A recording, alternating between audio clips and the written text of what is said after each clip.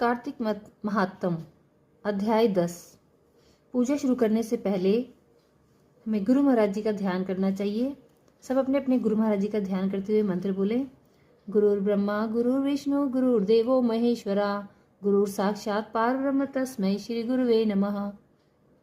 इसके बाद गणेश जी महाराज जी का ध्यान करते हुए उनका जयकारा लगाना चाहिए। बोले गणेश जी महाराज की जय।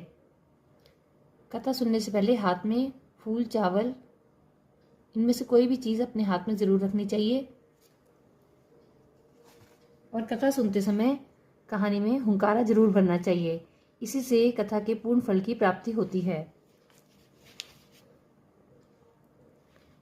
एक बार एक बुढ़िया थी।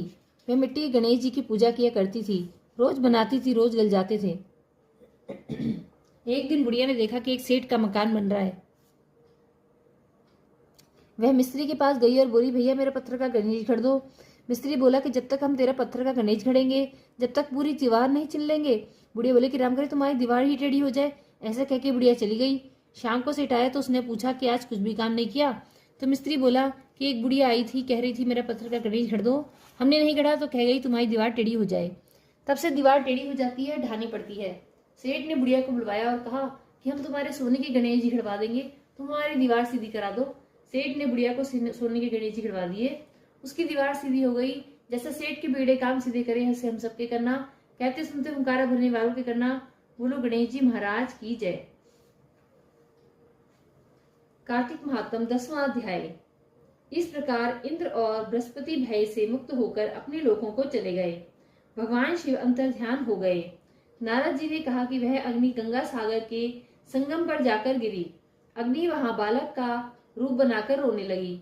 उसके भयंकर रूप से रोने से पृथ्वी बार बार कांपने लगी। अग्नि ने अपने रोने के शब्द से सत्यलोक तक का भाग बहरा कर दिया। रोने का शब्द सुनकर ब्रह्मा जी बड़े विस्मित हुए और कहा यह क्या है, और गंगा सापर जा पहुंचे। समुद्र की गोद में उस बालक को देखकर ब्रह्मा जी ने कहा यह अद्भुत बालक कौन है। ब्रह्मा जी का यह कथन सुनकर समुद्र ने ब्रह्मा को आते देख हाथ जोड़ लिए। पूरा वीडियो देखने के लिए ने ब्रह्मा जी को प्रणाम करके लिंक उस डिस्क्रिप्शन बॉक्स में है। बैठा दिया और कहा, राधे राधे। यह गंगा सागर के संगम में उत्पन्न हुआ है, कृपया इसके जात कर्म और संस्कार आदि कीजिए। समुद्र यह बात कह ही रहा था कि तभी समुद्र पुत्र उस बालक ने ब्रह्मा की दाढ़ी पकड़ी और उसे बार बार हिलाने लगा। दाढ़ी को हिलाने से ब्रह्मा के नेत्रों से अश्रु गिर पड़े। बड़ी कठिनाई से जब ब्रह्मा जी ने उस बालक से अपनी दाढ़ी को छुड़ाया तो वे समुद्र से बोले कि इसने तो हमारे नेत्रों से जल निकाल दिया है, इसलिए इसका नाम जलंधर